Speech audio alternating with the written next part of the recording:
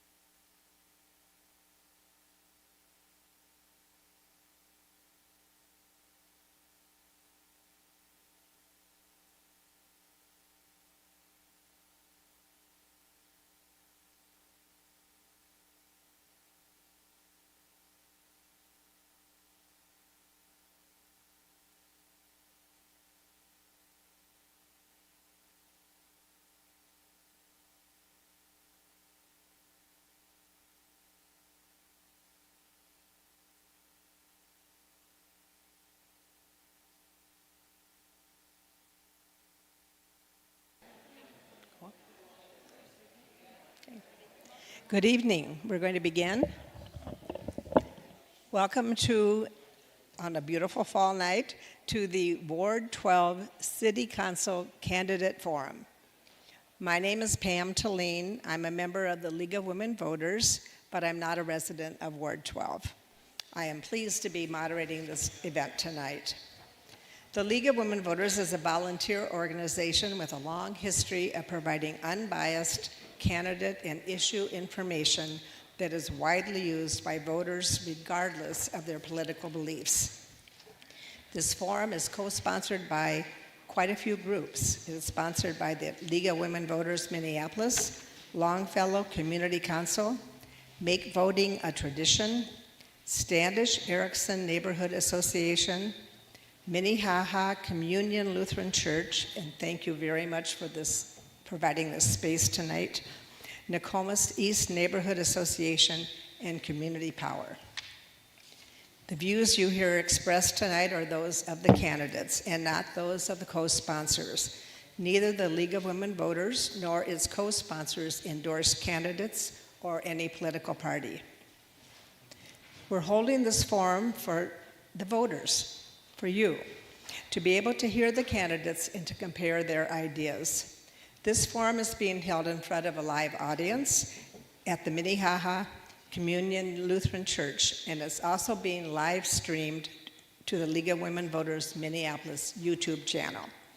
The recording of this forum will be available in its entirety after the forum and will have a closed caption option available in multiple languages. So if you know someone who's not here tonight, they can tune in and have the closed captioning for their language. Thank you very much to MCN6 for the production and recording of this event, and again to the Minnehaha Communion Lutheran Church for holding this location. We do ask that no campaign buttons or t-shirts be worn, and I don't see any, so you all got that memo. Thank you very much. We also ask that you remain as quiet as possible while the candidates are speaking so that everyone can hear. And we would also ask you to hold your applause until the end of the evening so the candidates have a maximum amount of time to answer the questions. And finally, please silence all of your electronic devices. I think it's always interesting when we do a ward forum to find out a little bit about the ward. Some of you may not know a lot of information about your own ward. Ward 12 is located in southeastern Minneapolis. It runs north from Minneapolis-St. Paul International Airport along the western bank of the Mississippi River. It's home to several city and regional parks, including access to Minnehaha Park. Ward 12 is primarily residential. Small businesses are located throughout the ward. The Metro Blue Line light rail, Hiawatha Avenue, Minnehaha Avenue, and Lake Street are major transportation corridors that go through Ward 12. It is also home to the Minneapolis Veteran Affairs healthcare system. All of the candidates on the ballot were invited to the forum, and 3 are with us tonight. They are in alphabetical order, but not in the order they're sitting. Oreen Chaudhry, Edward Bearstops, and Becca Thompson. And I will explain that we had them draw numbers ahead of time so that they would know what order to answer the questions, and that's why they're not in alphabetical order, not because we didn't know how to spell. I also want to thank the candidates in advance for engaging in respectful and civil discourse. We have timekeepers with us tonight sitting in front of you, and they will be holding up a sign when there is 15 seconds left and a stop sign. And a 30-second sign, I just read that. We ask that when they hold up the stop sign, you may finish your sentence, but then please honor the stop sign and stop at that time. We do expect the forum to last approximately 75 minutes, and then it will be followed by a meet and greet so that you can stay and talk to all of the candidates. Questions from the community members have been submitted in advance to the League of Women Voters. During the forum, we will take written questions from the audience until 30 minutes before or until 7:15.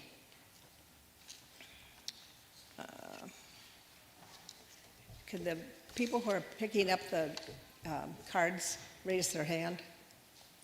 Okay, we have a league member over here. If you have a card, just hold it up and they will come and pick up your card for you.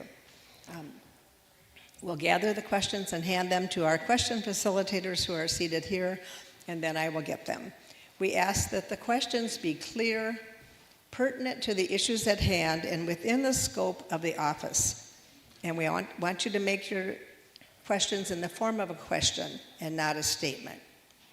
All of the questions are carefully reviewed and rewritten when necessary to make sure that they are directed to all of the candidates. We want them to be forward-looking, not hostile, and not of a personal nature. We look for a balance of topics that affect all of us both locally and in the city as a whole. To get as many topics as possible, we will limit the number of questions in each category. We may consolidate questions of the same general topic. If you write a question and you feel that we didn't ask it, please feel free to come afterwards and talk to the candidates individually about your question. And now for our opening comments. We will ask you to respond to the question, why are you running and what are your qualifications? Oh, wait a minute. I'm going to let you make your opening statements. So now for your opening statements by each of the candidates, and we will go in the order that they are sitting, and Edward will give his opening statement. Perfect. Thank you so much. I'd like to thank each and every one of you for attending this evening. You could have been anywhere else, and yet you chose to show up here. So that says a lot for how much you care. I decided to run for city council because I'm a lifelong resident in this neighborhood. I went to Northrop, Bancroft, and I attended South High School. I've seen our communities go through a lot of things, and to be honest, not all of those things have been positive. Now, my qualifications may not lie in the usual polished political landscape, but I do have lived experience in some of the crises that our city is facing currently. I've been homeless. I felt what it's like to go unheard in our community, and for far too long, we've witnessed decisions at City Hall be made above the actual realities that our communities face on a daily basis. So I aim to change that and bring humanity back into City Hall, not politics above humanity. So thank you. My name's Edward Bearstops, by the way. Okay, Becca? Hi, I'm Becca Thompson, and I am a teacher and a mom, and until extremely recently, a parks commissioner. And I am the only person in any race for the city that has worked in the schools, worked in the parks, worked in the city, and was born and raised here. I am one of one.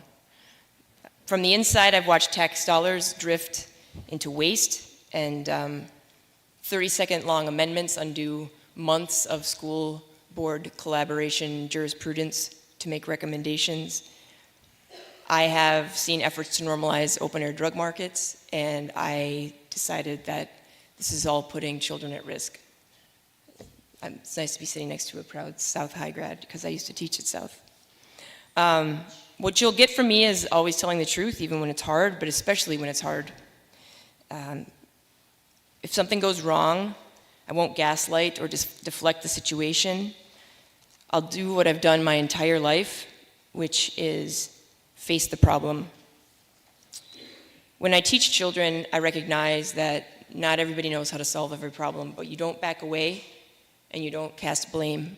You just work harder, you learn a little bit more, you figure out what you don't know, and then you solve it. So I'll just say this, they say it takes a village to raise a child, and Ward 12 is my village. So I'm just here to give back the best that I can. Thank you. Maureen. Thank you so much to the League of Women Voters, our amazing neighborhood associations, Community Power, and all of my neighbors here for coming together and doing local democracy. We really need it now more than ever. My name is Oreen Chowdhury, and I am proudly the councilwoman representing the 12th Ward. I am the only labor-endorsed and DFL-endorsed candidate, and I'm also the only candidate endorsed by climate advocacy organizations. I'm super proud to represent my neighbors here in the place that I grew up. I also went to Bancroft Elementary, and also the neighborhoods that I've lived in, day out. I've been really, really proud to be the daughter of working class Bengali immigrants who showed me through their eyes that it's super important to have a local government that supports everyday people and to have a community that shows up for you. I ran for office 2 years ago with a mission, and that mission was to run to represent everyday people, working people, our families, our kids, our seniors over the interests, the moneyed interests, the wealthiest interests in our city that oftentimes get outsized power. I have 10 years of organizing, policy making, and intergovernmental experience, and I hope to get reelected for the next 4 years because we've done a lot together in this short 2, but there's so much more we can do. I'm excited to share with you about what I've done and what I hope to do with you. Thank you so much for being here. Thank you. Now we'll begin with the questions that have come from the audience both tonight and have been handed in earlier than tonight. Our first question is around social services. Food banks in Ward 12 are under strain, yet the need for food assistance in the ward grows. What do you see as the City Council's role in addressing food insecurity for its residents? We'll begin with Oreen. Yeah, thank you so much. I really appreciate the question. The Minnehaha food shelf is one that I've visited multiple times. I volunteered there. I've seen when they have services that there's just a line of people that go completely around the block, and even throughout the state of Minnesota, we have seen the number of people that need to go to food shelves only increase, indicating that a lot of people are falling on hard times, right? People are falling into poverty, and the city of Minneapolis 100% has a role in both addressing food insecurity, but also addressing poverty and speaking to it with clarity and through a lens of equity. I think things that the City Council can do and that I've been a part of doing is ensuring that we can grow fresh fruits in boulevards. I passed an ordinance to allow for that, and I'm working with organizations locally to support them to be able to deliver foods into areas that need it. The city of Minneapolis should also be working with our state legislature to get more local government aid. As a chair of intergovernmental relations, that's been something I've been fighting for, so we can get more money in our general fund to bolster social safety nets and help people who are struggling, especially families right now. And that starts, of course, with addressing food insecurity, but housing. And I've been proud to champion expanding stable homes, stable schools, so families facing housing insecurity have a stable place to be, especially for their young ones, and especially as we see people going into poverty at a younger and younger age. Thank you. Edward. Thank you. Now, I don't think the problem is necessarily money. We pay, as taxpayers, pay a lot of money to our government. I was at the mayoral candidate forum the other night, and they're in talks about building a Timberwolves stadium. How many millions that is. So, I don't think that our community needs more investments in circuses and distractions for our community. I think that if our local leadership in City Hall advocates for more policies that are driven towards the betterment of our community, such as food insecurities, public safety, things of that nature, we'll see a drastic turn. I think leadership needs to respond with compassion, and the people our everyday people will respond with compassion and kind. Thank you. Thank you. Becca? Thank you so much. Food insecurity is a real problem. I have noticed a massive uptick in our senior community, mostly because a lot of senior citizens are on fixed incomes, and let's be plain, things are really, really hard, especially with the current federal administration. Things are being squeezed. Property taxes are going up, insurance is going up, and someone on a fixed income, especially with Social Security, it's going to stay stagnant or decrease. So I think we approach food insecurity from a maximal point and also a micro point. A lot of our food banks are funded through philanthropic dollars, and the way that you unleash those a little bit is also to make sure that our tax base is broad. These are multivariable conversations and problems that I've solved my entire life. I completely agree with my colleague here, with Councilmember Chowdhury, about having spaces to grow. I know that the Sioux Line Community Garden in the Whittier neighborhood, and also Dowling, of course, right here, we can expand on those ideas and teach kids, older people, bring community spaces together where you can start to grow. I mean, we live in the heartland. We live in the land of water. We are one of the few places on the globe that can actually grow and sustain our own food supply. And I think that's a wonderful thing, and I think that we need to unleash that through proper management, and also, of course, using the health code, and then just the philanthropic dollars to be able to expand those opportunities and be there for both our seniors and our children. Thank you. Thank you. Now we go to public safety. Property theft, while reported to the Minneapolis Police Department, is not being investigated. What policy and funding approach would you propose, if any, to allow for the city to investigate these crimes? Begin with Becca. I apologize. Can you repeat the question? I'm trying to... Sure. What policy and funding approach would you propose, if any, to allow the city to investigate the crimes that are currently not being covered by the Minneapolis Police Department, such as property theft? Thank you so much. Mm-hmm. I think that when it comes down to it, we just need to bolster our public safety department. We need more officers. We need clearer rubrics for what we measure for public safety partners, whether they're violence interrupters or whatever else, so that the larger impact crimes can be dealt with and tailored, and then we can still have investigative resources to property crimes. Property crimes are linked directly to the prior question. When you are on the margins financially, having your car stolen, having your car broken into, having your bike stolen. I mean, I've been in all those situations. I don't know how many people in this room have been. And when you're already living paycheck to paycheck, month to month, that is a big deal. And at the very least, sometimes you can get your car back even if insurance doesn't cover certain things, right? It's a lot easier to get it back and fix it than it is to have to buy a brand new car or something to that effect. So I think that we need to obviously bolster our public safety department, which includes officers, community safety personnel, have clear rubrics for what that means, divert funds that are from duplicate resources with Hennepin County and the state into our public safety department, and make sure that residents actually get the services they need. And of course, we need to rebuild the 3rd precinct. Thank you. Thank you. Maureen. Thank you so much for this question. One of the reasons why I ran in the first place 2 years ago was because we need a comprehensive public safety system. We know that it's stretched thin. There's still a lot of improvement to do. We can't just be reacting to crime. We have to be able to prevent it. As your council member, I heard you loud and clear. Recruitment numbers are really important when it comes to our police department. That's why I supported the contract to get the highest wages, the 3rd highest wages in the cities. And we've seen growth in the department, but it's not enough.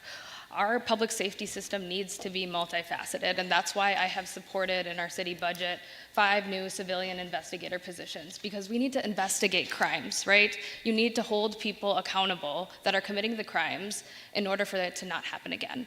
Also, we do have to recognize a lot of these crimes in the 12th Ward are crimes of desperation. My bike tire was stolen out of my garage just the other day, and they ripped the tire off, but it wasn't a fancy bike. It just shows that people really are in a struggle point, and things that we can do. One thing that I have championed is bringing a transit safety corridor program where we'll have in-person caseworkers at 46 and Hiawatha to launch this fall to actually help people and prevent them from committing law violations in the first place.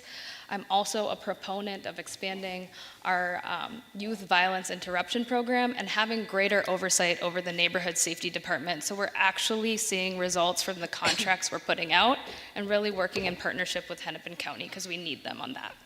Thank you. Edward? Not to piggyback off of Becca, but to go into, elaborate depth, it's not simply just hiring more officers, it's about choosing the right kind of officers to hire. Just like in every area in life, there's good and bad in everything that you do and everything that we see. So as such, we as community members, neighbors, we have a voice in who gets the badge and who gets to protect and serve us.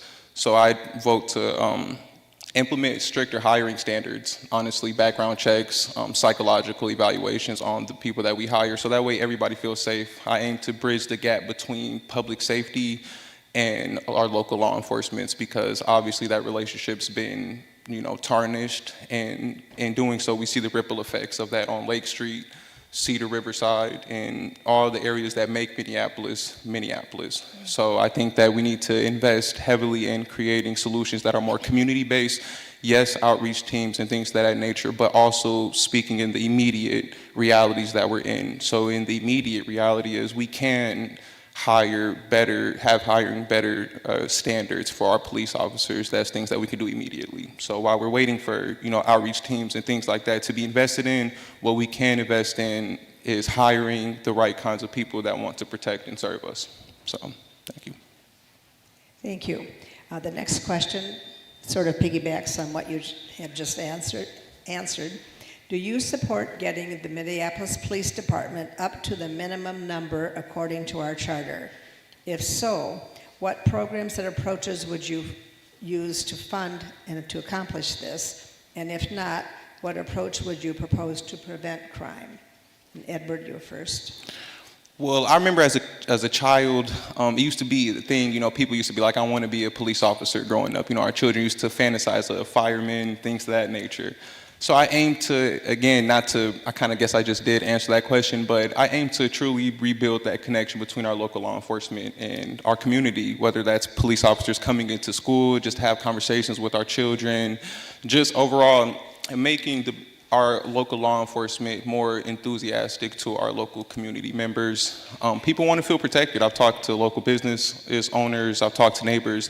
Everybody wants to be protected, but they also want to feel safe while they're protected and that their rights are not being violated while they're being protected. So as I said, I think that we need to make policing more enticing for our community, because in the reality of, a civil community, police are needed. So. Thank you. Becca? Thank you. Let's remind ourselves what a minimum is. That's like the lowest bar. I definitely support getting to the minimum, and I think we should look to higher numbers than that. I think we need to get new academy classes, but we also need to make lateral hires to bolster our police force. And let's talk about the elephant in the room. Our city right now is facing probably a $100 million budget gap year over year in the foreseeable future. There's nobody in the city right now who understands how to make up that gap.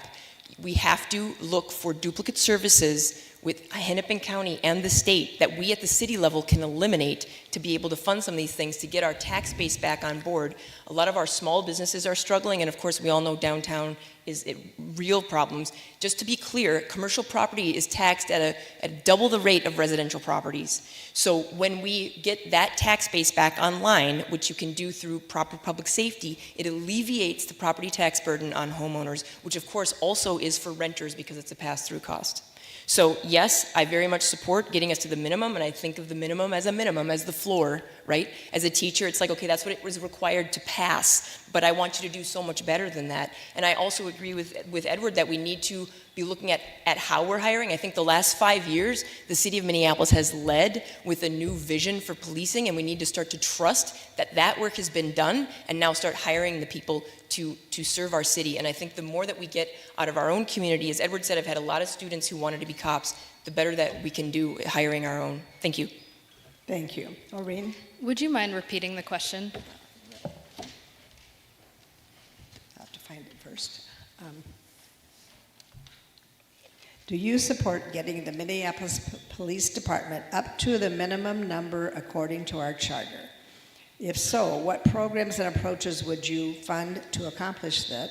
And if not, what approach would you propose to prevent crime? Thank you. Yes, I do support it. It's been on my website since I first started running 2 years ago. I think it's really important to achieve. It's very tough to achieve. I have supported, again, wages to get lateral hires, and also have supported pathways programs, and I have a monthly meeting with our police chief to see how things are going.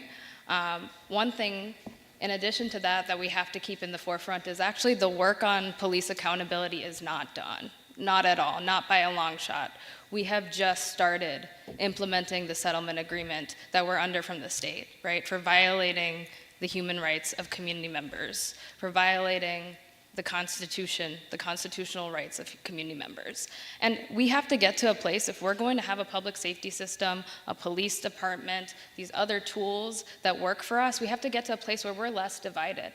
Because we actually all want the same thing, a safer, livable, connected community. And I don't want us to be back in the place we were at in 2020, in these divided lines. And I won't be a council member that will inflame those tensions. I will be solution-oriented. I will look at the data. We've seen an 18% increase in the department since 2020. And we also need to diversify our other tools, like behavioral crisis response, make it a standalone department, more prevention, so we have better response times. That's the immediate need. If you are a victim of a crime, if there's an emergency, you need a response that's there for you, and that's how we get there, in addition to building up our recruitment. Okay, thank you. Our next category is housing and homelessness. How will you ensure that our city's response to poverty and homelessness tackles the root causes instead of leaving our most vulnerable neighbors even worse off? Becca, you go first. Oh, what a fun one to get first. So, root causes. I have worked with homeless, highly mobile youth for decades, and I have worked with a lot of families, children in foster care coming in and out of their family of origin, and the challenges that manifests, right? There's a large problem with disconnects in our community. I won't possibly be able to answer this in 90 seconds.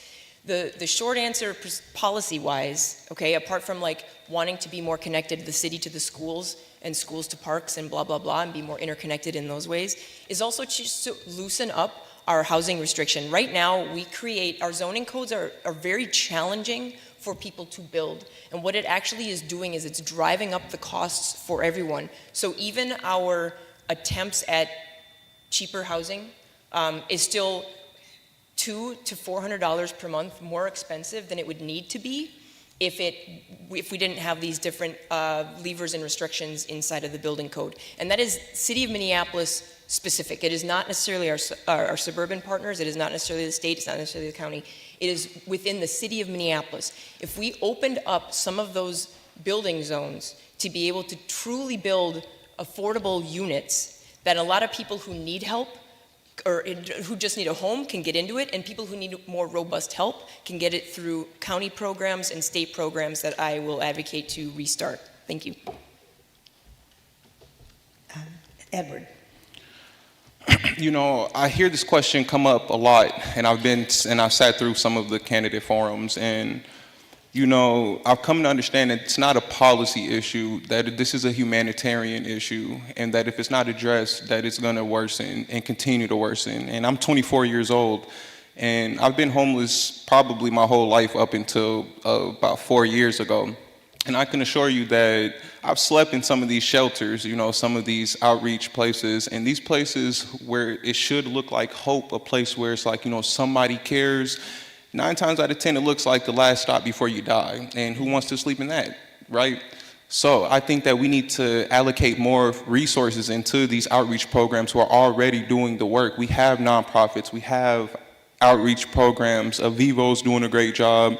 We have nonprofits that are ready to do the workload. Now our local government needs to pick up the slack, so to speak, and to be relatively blunt.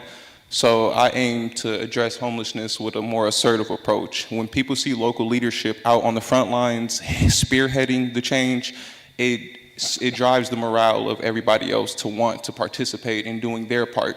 So when leadership only caters to the certain crowd, the top down, we see the ripple effects of that in our city continuing to suffer and decay. I believe we can make Ward 12 into a beacon of hope for all of humanity, but it starts with changing things from the ground up, not from the top down. Thank you. The next question is regarding encampments. Oh, I think Sorry, you missed me. Councilmember Chaudhry did. Oh, Irene. Thank you. Thank you so much. I believe that housing is a human right, and we are in a housing crisis that we have to tackle.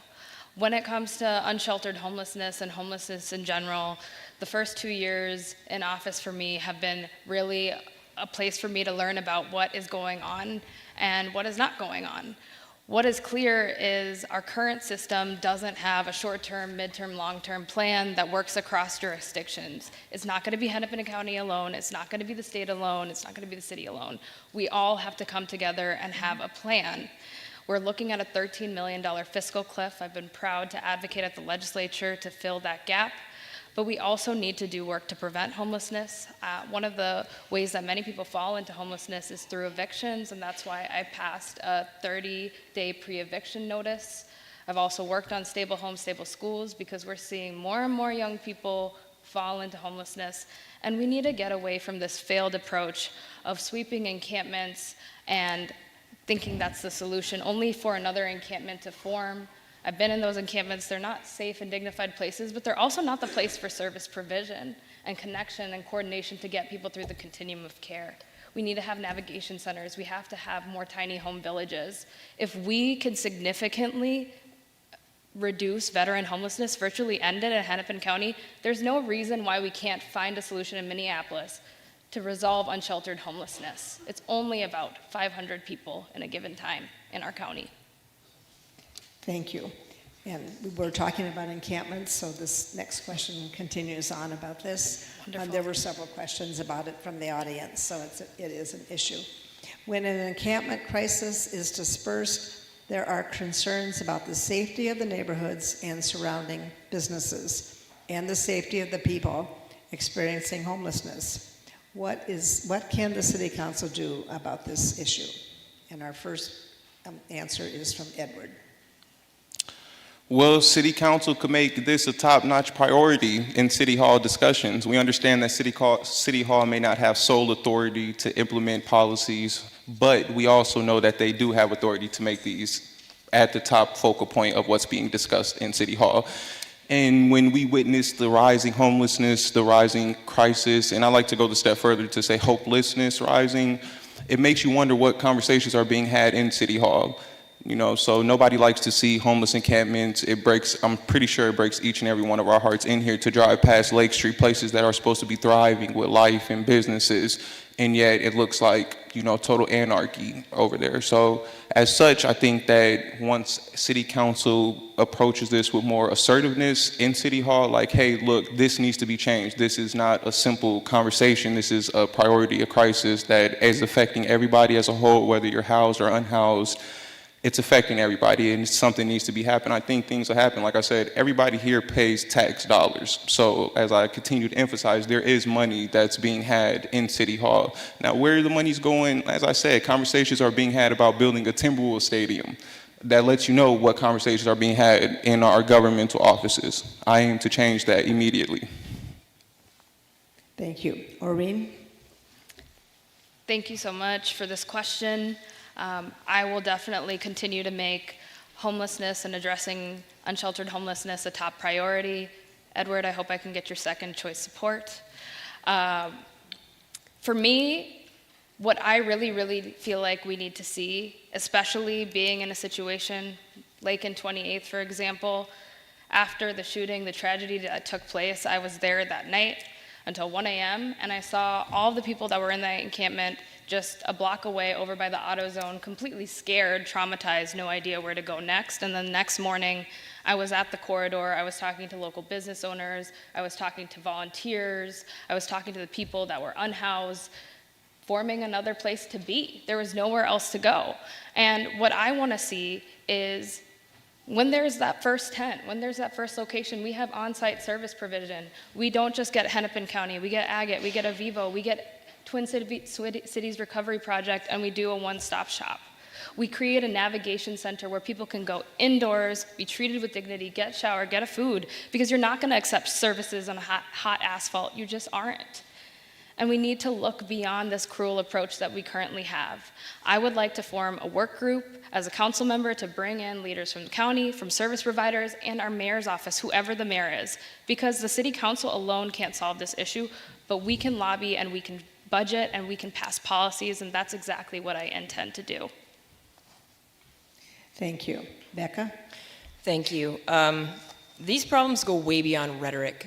And there's a lot of stuff that's talked about, but these are hard decisions that have to ultimately be made. The elephant in the room on this topic is addiction. And I do not see it being a grace or a kindness to let people go from place to place in their addiction and the homelessness. I would agree it's a cruelty. I would absolutely agree that it's a cruelty. I think maybe we just differ in what the next steps are. When people are in the throes of addiction, which is 99.999% of the time rooted in trauma, passing them off one place to the next does not do anything for them. So I think that on the street level, prioritization of safety goes to children. I don't apologize for that. That is always going to be my priority. If the city's streets are safe for children, they're safe for everybody. So when it comes to encampments and dispersion, I do agree that we should have a one-stop place, right? That people can get a hot meal and a shower and maybe a little space to say, hey, what are you going to do now? But I also think we need to consider the old methods of partnering with the county for having 72 hours to get sober before you actually make decisions. Because right now, about 5 to 10% of people in our encampment situations, which I'll just call a drug market, they refuse help when it's offered to them. And again, I don't necessarily blame them, because if you are not sober, you're not necessarily going to see the help as the help. At the very least, we need to start to balance that, where we get more people understanding that people want to help. Because if you've lived in trauma, Okay, thank you. you know it's always not easy to accept. Thank you. Thank you. With housing becoming more and more unaffordable in this city, what are your plans to improve housing affordability for working families in Minneapolis? And we'll begin with Maureen. Thank you so much. Housing is a cornerstone in our community, and let's go back to homelessness and especially addiction, right? Housing first is an approach that is known to work. We need to stop treating addiction like it's a crime or a moral failing. It is a disease, it is a public health crisis, and there are things that we can do to address the opioid epidemic, and it absolutely starts with housing. As a city council member, I have led in advocating for funding within our Affordable Housing Trust Fund so we can build more projects that literally serve community members in need. We're seeing that at the Cheatham Apartments. There's going to be a new apartment building at 44th and Snelling that's going to be for families, and we do this by using our city subsidy. One of the first policies I ever worked on as a young policy aide in 2019 was our inclusionary zoning policy that requires developers to build affordable units. I want to see more of that. I want to see an expansion of that. And I also want to make sure as we're building this housing, we're paying a prevailing wage and we're taking care of our workers. Other things that we can do for housing is we can build off of our land, our community land bank, and build perpetually affordable home ownership opportunities. I've been proud to lead on that. And we also need to reform our zoning code, get rid of certain setbacks that get in the way of density. There's more work we can do there, and our 2050 plan is actually an incredible place to do that. I'd love to see areas near schools upzoned so we can build more multifamily types of housing for families that maybe aren't ready for home ownership, can't afford it. Thank you. Thank you. Becca? Thank you so much. I really appreciate this. This is fun because Councilmember Chardy and I actually both served on the Planning Commission and sat next to each other, and it was lovely. I disagree with some of, well, it's a very robust response, and I disagree with mechanisms, right? I actually see inclusionary zoning as a pass-through cost, like a tariff. It is well-intentioned, but it just ends up passing through to everybody else. Same with the idea of deeply affordable housing. What happens is it drives up the costs to most people, and it actually creates an administrative barrier, because when you qualify for inclusionary zoning or deeply affordable, you have to give over all these types of financial statements, blah, blah, blah, right? Make it easier by changing the zoning code so that it is, right now, she and I can both attest because we were on this committee together, the building is grinding to a halt because builders are not incentivized in any ways to build for us. So when you loosen up some of these restrictions and you add in something that is single room occupancy zoning that allows more housing stock to come online, it would be like a sort of like a dorm for young people who are experiencing different levels of their life that maybe they don't want a full house. Also, you can when you loosen up these restrictions, you can build condominiums, which it's different than a rental unit, right? It's something that you own. And I would agree that families that maybe can't afford a full house, they could afford a condominium if we are actually building those types of things. Right now, our zoning code is so prohibitive that it is driving up the costs for everybody. If we can get rid of that and unleash some of that, we'll find that everybody's monthly payment goes down. Thank you. Thank you. Edward? All this tax dollars talk is making my head explode. But to get to the heart of our problems right now, we need to prioritize affordable housing. That's just the simple reality. Housing, as Oreen said, I think that's how I pronounce your name, You got it. is a human right. That's just the reality. Imagine for a day, use empathy, not sympathy necessarily, empathy that you were homeless and didn't know how to get an apartment or how to get a house in general. You know, it'd probably be a chaotic situation. So as such, you know, it goes back to these conversations. City Hall only has certain, you know, scope of power within their realm. So conversation leads to a lot of change, and I believe that when we have leadership that's having the right conversations, presenting the right conversations to City Hall council members, other members, et cetera, to the mayor, then that's when change can happen, progressive change. I think that also we need to start partnering more with local nonprofits, charities, people who are already working to, you know, combat our housing crisis, because it is a crisis. You know, it's not just a simple problem. So. Okay, thank you. Next, if you could accomplish one thing in this next term, what will it be, or what would it be? We'll begin with Oreen. Thank you so much. I just feel like there's a lot to talk about on the issue of addressing homelessness in our city. Every time I door knock, it's something that someone on the doors brings up. I've had over 70 community meetings in my first 2 years as your council member, and it always shows up at our community office hours. I really, really want to intentionally focus in on a short-term plan, which I think is creating a humane and dignified response to encampments, noticing encampment removals. We don't notice any, with a consistency, allowing people to store their belongings, ensuring that we aren't just sending police officers first, we're sending service providers and behavioral crisis response, and being robust about connecting people to their next place, because we need to get them through the continuum of care. More midterm, that navigation center. I moved $100,000 in the cold month of January to the Minnesota Indigenous Women's Resource Center that was creating a warming center just by crowdfunding. I moved $100,000, was able to leverage that and get $100,000 more from the county, and they essentially created a navigation center where people got to get that warm meal, got to get that shower, got to have community, and right in the next door, there was housing assessments. There was connection and paperwork to get to treatment because treatment beds are available. In the long term, we need to see greater state funding. I want to see an Avivo Village, tiny homes on the south side. We stabilized the one in the North Loop, and now we're going to bring one onto the south side. I want to do that in the 4-year term. Thank you. Edward. One key issue that I hope to tackle is building opportunities for every individual, regardless of what background you come from. Now, I'm not a big, supporter of free handouts. That's just the reality. If you want to succeed in this life, you have to put in work. But the same can be said about those who may not know how to go about these opportunities. As I run my nonprofit with the same ideology, we're not simply just feeding people food, we're giving opportunity and hope, that there's a better way to go about things. I would like to, build better opportunities. Our city's pretty dirty in an aspect. There's so many ways that we could build opportunities for our unhoused neighbors to receive help and opportunities for job expansion, to grow, to build, not simply just keep feeding people all day, because you'll never teach somebody. There's a saying, if you feed a man for a day, then that man doesn't learn nothing. But if you teach a man how to fish for himself, then he'll learn how to fish for all eternity. He'll eat for the rest of his life.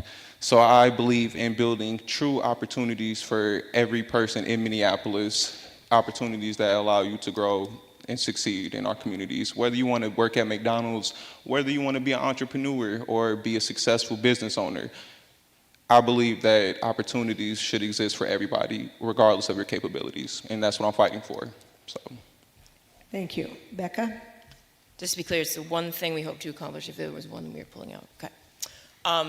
Well, it's our financial solvency, because a rising tide lifts all boats.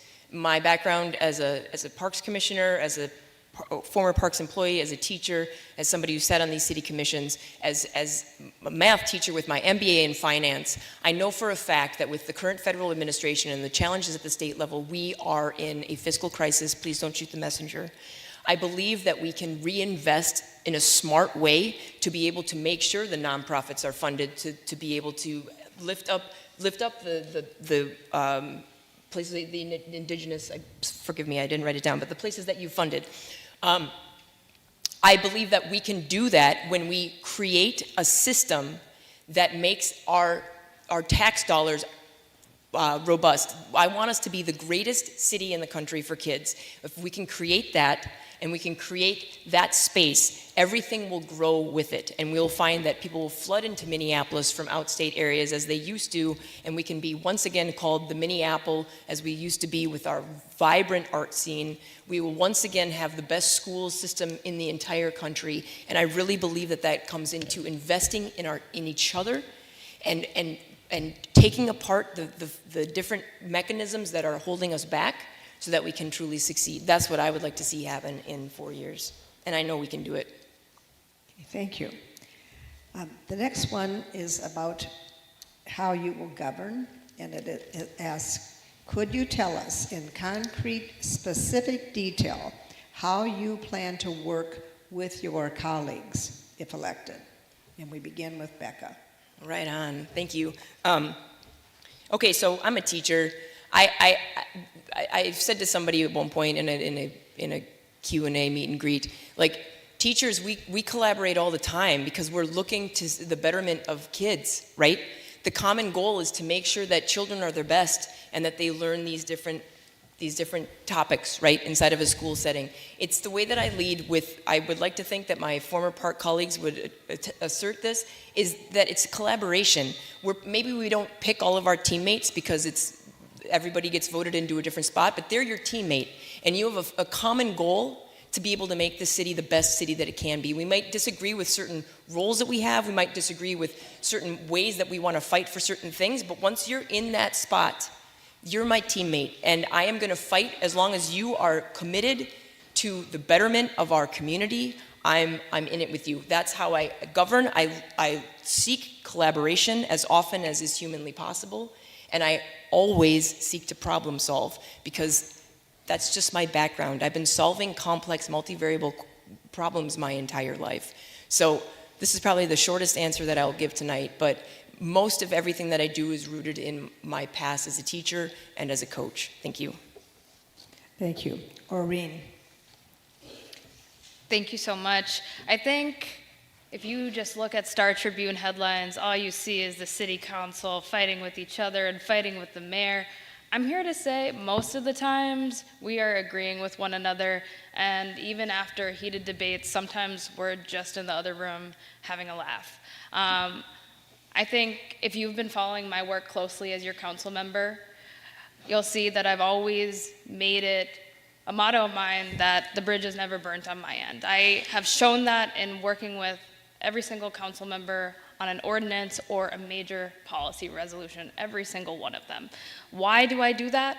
Because at the end of the day, my number one job is representing the interests of Ward 12, and I'm not gonna let petty beef get in the way of that. I have even had that motto with our mayor's office. I disagree a lot with our mayor, but I have sat down with him. I have called him in times of emergencies. I have tried to compromise with him and propose compromises so we can get together. I govern in a way that is intentional. I like to read, I like to write, I like to hop on the phone with constituents, I like to have office hours in community, I like to have your perspective shown up in my policy agenda. And I like to stand up for my values, and that's fighting for working people and everyday families over the richest, wealthiest interests in our city. And boy, they are at City Hall. But this seat is for the people, it's for us, it's for our neighbors, it's for the people that do not have power and influence to shuffle meetings around, and that's how I will govern. Thank you. Edward. Sometimes things that sound good, it may not always look that good, as we, I'm sure, all can attribute, to our everyday realities that we witness every day. So honestly, I would aim to build, as I said, a different kind of approach, one where leadership isn't simply talked about, but also embodied into everyday lifestyle. I'm out there serving you guys, regardless of a council seat. And I believe that any council member, anybody seeking public service should have that ideology. I'm a public servant first and everything else afterwards, So my job is ultimately to listen to you guys and then implement problems that prioritize the issue that our collective community faces. Not simply just, the poor or the wealthy. Is all the problems that's hindering our community from moving forward together? So much division nowadays, the wealthy against the poor, blue against red, this religion against that, but not a lot of understanding that we all breathe in the universal consciousness of life. We're all sitting here trying to thrive and do more than simply survive in our communities, because for a long time, that's all we've been doing, surviving. I think life is more than surviving, though, and I'm ready to begin living with each and every one of you guys in a way that we can all succeed and thrive together. Thank you. The next question is written, and I hope I can get this completely correct. Would you support allowing the federal government to send in military personnel to Minneapolis to assist in law enforcement duties, ICE raids, etc.? Why or why not? And what response from the city would you support? And we begin with Edward.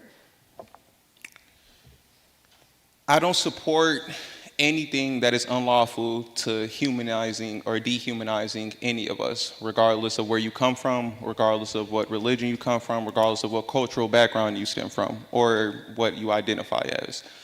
So I would never agree to partnering with any department that's sole responsibility is to come and cause havoc in the communities that they touch every day. And from me looking on the news, etc., that seems to be the case in every other state. I aim to go against that, but again, it starts with us unifying in our communities, not being divided, because a divided community is easily targeted. That's just the reality. It makes it easier for people like ICE to come into our communities and not care at all about what any of us say in all actuality.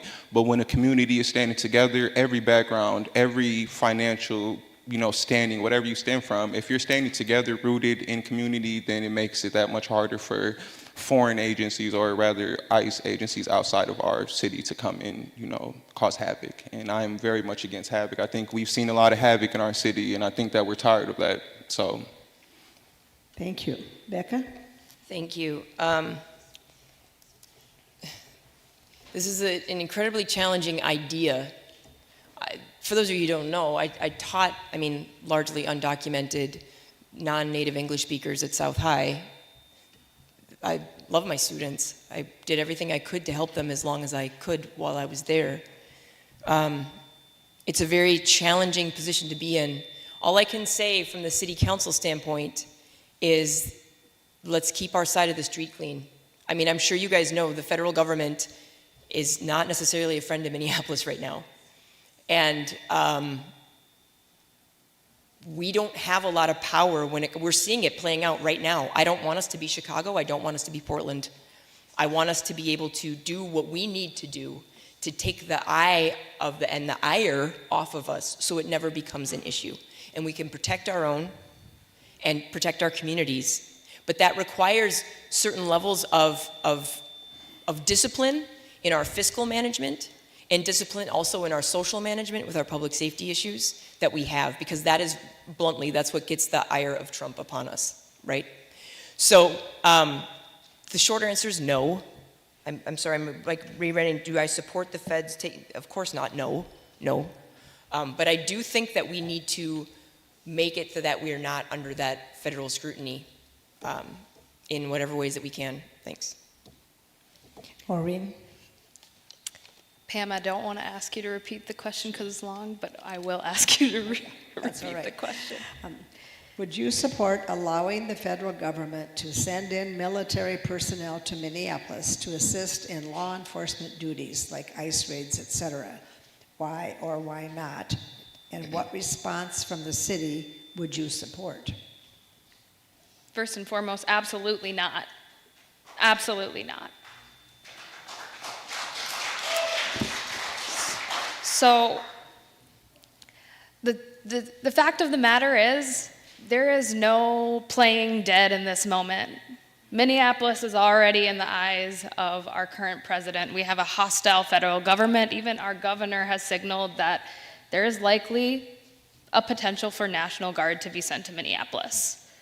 So what I am committing to and what I have been working on is strengthening our separation ordinance. I have been working with my council colleagues. I have been working with immigrant rights organizations to make sure that we do not in any shape or form, even the perception of, work with ICE or other federal agencies that are deputized to kidnap our neighbors. Absolutely not. They're racially profiling people. They don't even look at status anymore. They're going against our due process. As the chair of intergovernmental relations, I have talked to our state legislators, I have talked to our federal leaders, I have talked to our emergency management director and given her so much feedback from these leaders about how we can improve emergency response, because we never want Lake and Bloomington to happen again.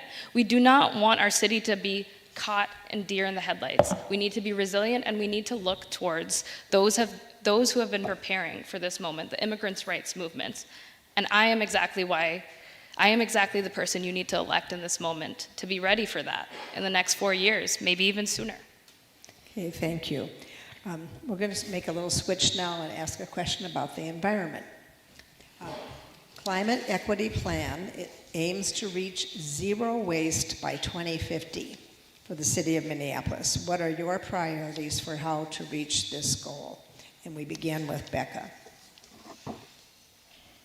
Well, we'd have to define terms, because what is zero waste? Human beings create waste every day, all the time.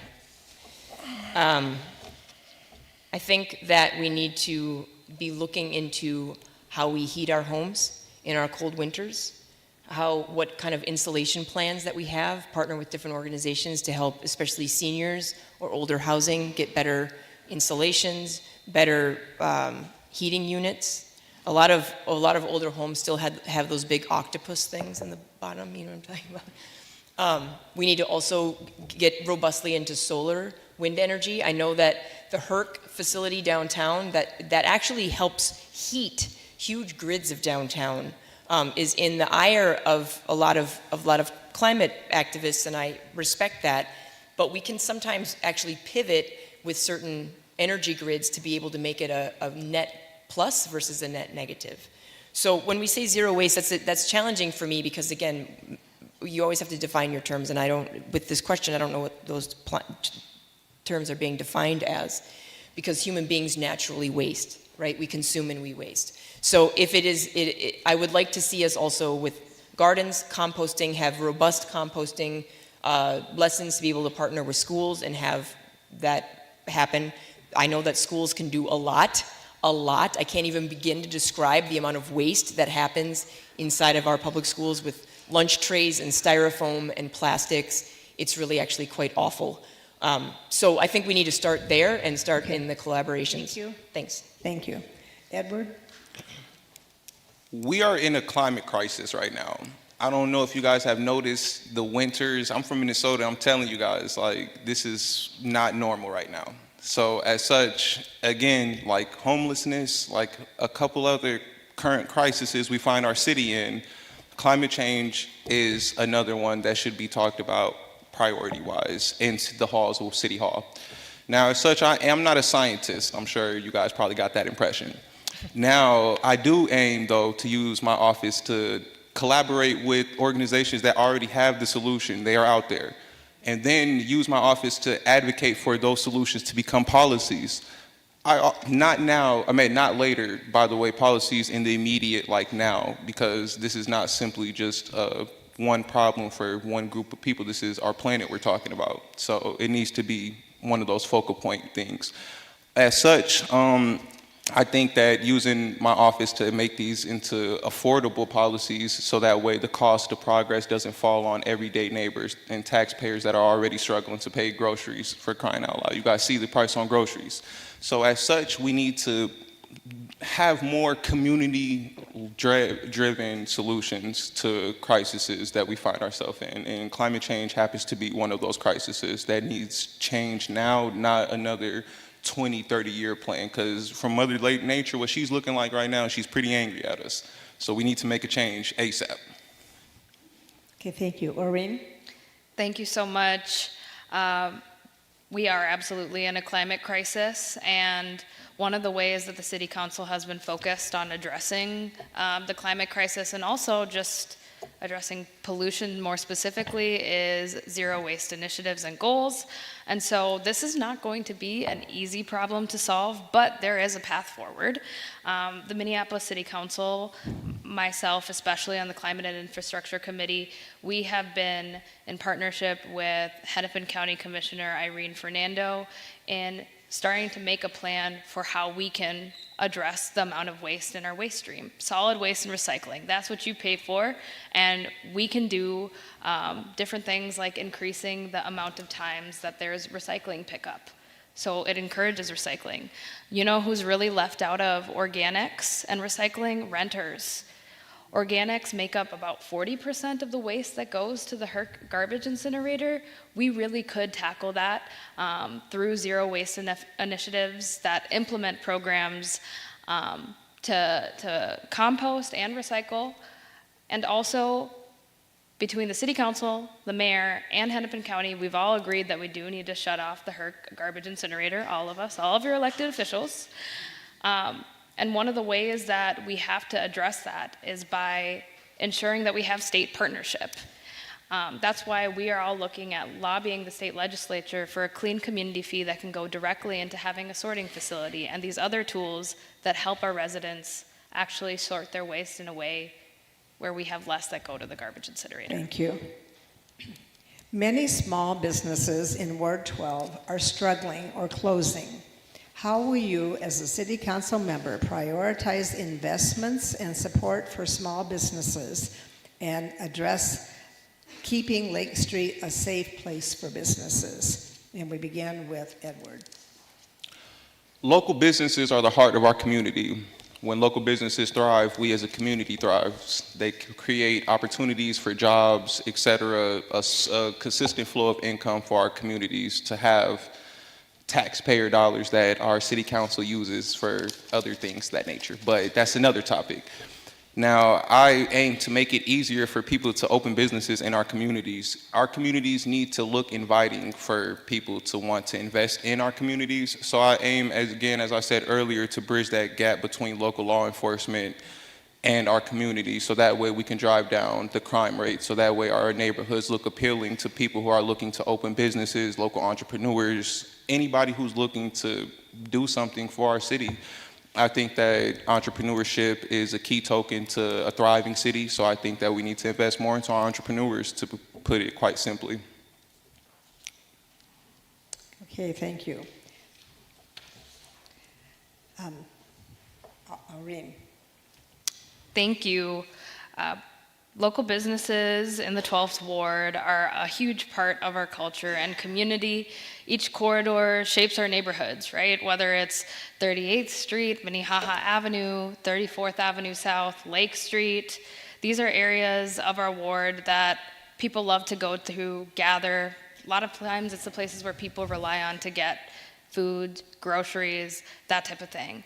As a council member and candidate, I've been really proud to be endorsed by several of our local businesses, from Sunbeam Coffee, Atuvava Bakery, Hardshell Fitness. And one of the ways that we can support local businesses is by helping shape the table for them to come together. And one thing I want to do now and into the next term is work with business associations like Longfellow Business Association, Longfellow Rising, Nokomis East, and develop an actual policy agenda of like, this is what we need to do to support local business. One of the things I authored in the budget was funding to help businesses that were impacted by construction. I was really hoping that it would go to businesses impacted by construction on my part of East Lake Street. Unfortunately, that was not implemented by the mayor, but I will keep on pushing for that type of funding because we don't want businesses to be priced out. Also, we need stronger vacancy fees on these vacant storefronts. It is not helpful to any thriving corridor to have that there. And finally, we need to make it easier to get your licenses, your inspections, your sidewalk cafes. I want to modernize how we help businesses do that through tech at the City of Minneapolis. Thank you. Becca? Thank you so much. This is a question I've given a lot of time to. First of all, let's just talk about, well, the American Rug Laundry and Lake Street and Milkweed both just are closing in the last week alone, just right now. So there's a lot of talk, but there are actually things we can do. Okay, it's like staring at a car that doesn't work, popping open the hood and being like, gee, what can we do? Someone can come in and say, actually it's this, and then go fix the lever. That's what we can do. The zoning codes along Lake Street, a lot of those businesses were not allowed to rebuild. They can easily be rebuilt with the variance that Ms. Chowdhury and I pass through all the time on the Planning Commission. You allow people who own underlying land to rebuild their building there and rebuild their small business. You also, in terms of the building owners, they're so devalued right now. So a lot of the buildings on Lake Street, because of what has transpired in the last 5 years, the owner might owe like $700,000, but they're underwater, right, as the phrase goes, because now the value is deemed $400,000. And so in order to be able to keep renters in there for their storefronts, they have to set a price that may or may not be worth it for them versus the tax loss and the write-off of keeping it empty. These are things that we need to alleviate some of these pressures on these building owners and to be able to incentivize them. And then finally, of course, is public safety. I have talked with countless small business owners who are stressed to the max because of the fact that their margins are so small and they're hanging on because they love this community as much as we do, but they're not necessarily making a profit. And in fact, many of them have month-over-month negative and they can't keep that up. Thank you. Okay, thank you. And this is our last question. We have gone through many questions. There are many more, so we will give you the last 1.5 minutes. Property taxes keep increasing. How will you approach budget negotiations, and what services will you prioritize? And Maureen, you go first. Thank you so much for this question. I think first and foremost, we need city leadership that's experienced in budgeting. I, as your council member, am now working on my third budget and 5 in total for my time as a policy aide. So I will be ready this budget cycle. I hope to hear from you as we take it on. Property taxes are certainly rising. That's due to downtown devaluation. A lot of commercial property, office buildings that would pay into our tax base do not have that value. And unfortunately, that burden goes into other corridors and residents. What we need to do is incentivize those office buildings turning into housing. That's why I helped pass an adaptive reuse policy and am lobbying the state legislature to incentivize that type of building. Also, we need to expand commercial corridors, not just in downtown, all throughout our city, because our commercial tax base is down. And since 2005 up until now, the apartment tax base has tripled, which means we need to incentivize more building and maybe direct building from the city of Minneapolis. Finally, for budgeting, this is what matters to me. Make sure that our workforce stays intact, the men, women, the people who make our city run. Make sure that we deliver on quality public services. We all benefit and we love our collective services in the city of Minneapolis. It's one of the best things that we have here.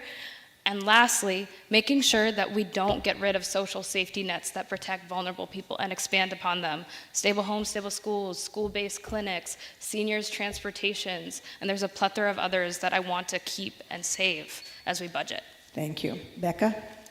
Thank you. I really love that Ms. Chaudhry said that experience matters, because I have presided over 4 budgets and been the chair of the Administration and Finance Committee, and for 4 years I have my MBA in finance and I've been a mathematics teacher for over 3 decades.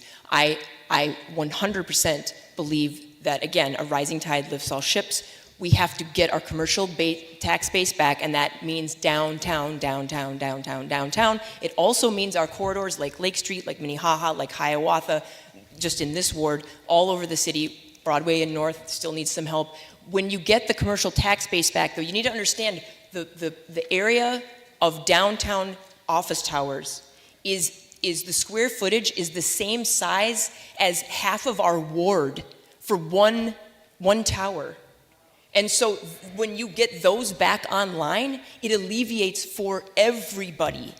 This is why public safety is so important, because I know that's what it takes to bring downtown back. I've talked to an infinite number of stakeholders in the Downtown Council, and then that is my priority, so that we do not raise taxes.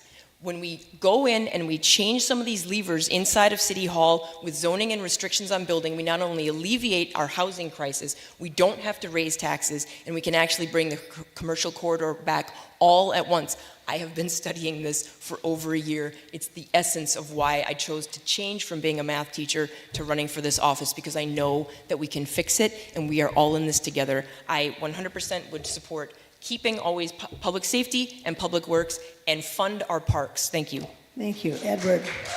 Edward? Do you mind repeating the question, please? Yes. Property taxes keep increasing.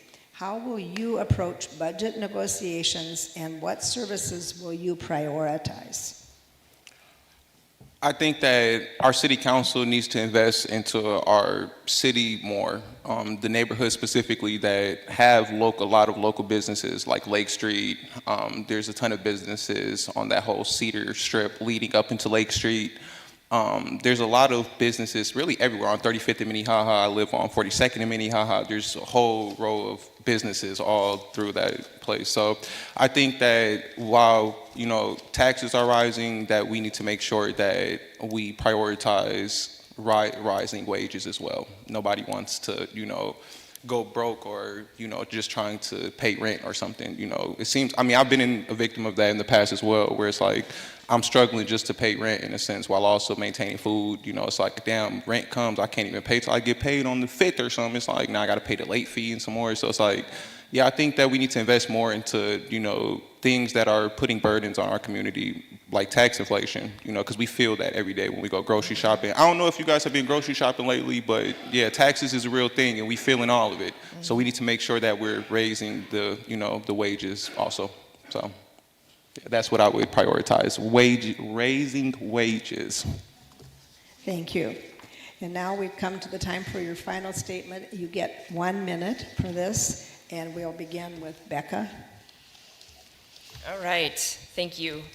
I'm not gonna read what I wrote. I will just wing it, because I was a professional actress. I know to improv. I really believe that we are in this together. As a teacher, have been tasked for years to come up with a lesson plan and a blueprint for success. That's what this city needs right now, is just saying, how do we solve all of these problems at once? Because if we piecemeal them, knowing that no help is coming from the federal government or the state probably, how do we fix them ourselves? Building that metric, and passing it out to be able to teach others how to do it is literally what I have given my life to do. I have been on the Planning Commission, the Audit Committee, the Minneapolis Park Board. I've been a public school teacher for decades, and I was born and raised here in Ward 12. I have my MBA in finance, and there is nothing else I would rather do than see our town, my hometown, succeed so that my friends' businesses can be successful, so that the wonderful young professionals and entrepreneurs can see a affordable place to live in a nice neighborhood, and we can fund our parks. Thank you. Thank you. Maureen? Thank you so much for this opportunity, this forum, the space to speak with you neighbors. I hope we have more time to talk. There's so much to talk about. I just want to say I love the 12th Ward. Thank you for electing me in 2023. It has been a privilege of a lifetime to get to serve our neighbors. I have been a champion to address climate change at the local level. I have been a champion for renters. I have been a champion for more housing affordability. I have been a champion for a public safety system that's more comprehensive, but also very, very much more accountable.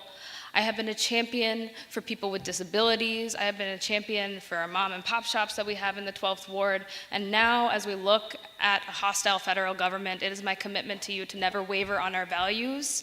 And I believe I am the most qualified person for this moment. We've accomplished a lot together in a short 2 years. Go to my website, look at my accomplishments, and look at the vision. I know it's a scary time, but I see so much in our community, glimmers of hope on what we can achieve. Not only protecting our community, but helping us continue to be innovative like we always have been. Thank you. Edward? Now, you guys have heard a variety of topics today, but I'd like to tell you guys that I don't measure success by who endorses me or by how many degrees I may have or any self-accolade that I may be able to present to you. I measure success by how many lives I'm able to help impact positively on a daily basis. And that's what I feel should drive anybody into public service. Now, as I said earlier, my service doesn't rely on the council seat. I plan to serve our beautiful community anyway because I truly believe in our community. But now it's imperative to unify more than ever, regardless of anything that could possibly separate us. And I do believe that I'm the best candidate to do that. So I would hope to have your first ranked choice vote. Early choice voting has already started. And I bring a lot to the table, but most importantly, I bring lived experience, and that's what separates me from every candidate up here. I'm not bought, I'm fully for you guys. Thank you.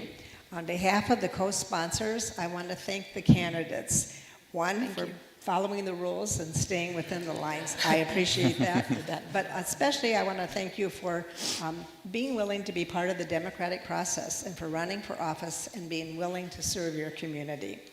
We hope this forum has helped you, the voters, listen to the Ward 12 candidates and make informed decisions when you vote on November 4th.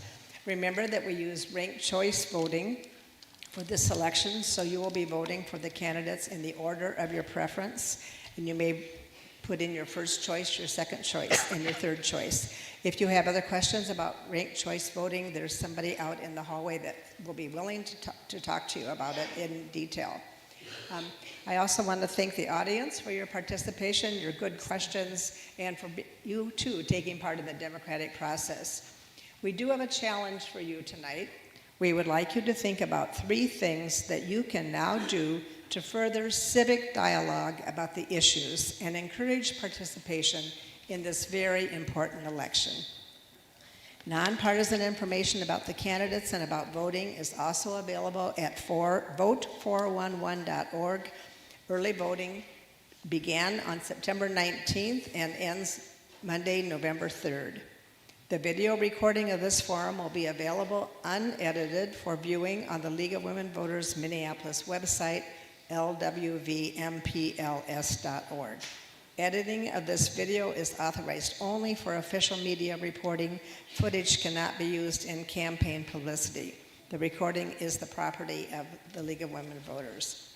And at this point, you can show your appreciation for the candidates.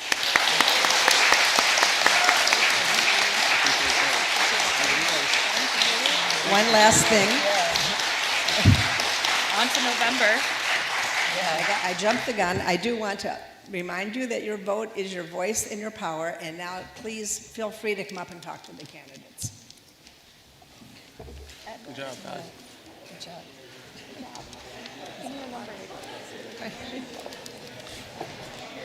Oh, I need to stand up. My back Thank you, Sandy. Good to hurts. see you. Okay. All right. Oh, I didn't. Okay, I'm sorry. not I saw here, it, but or- yeah.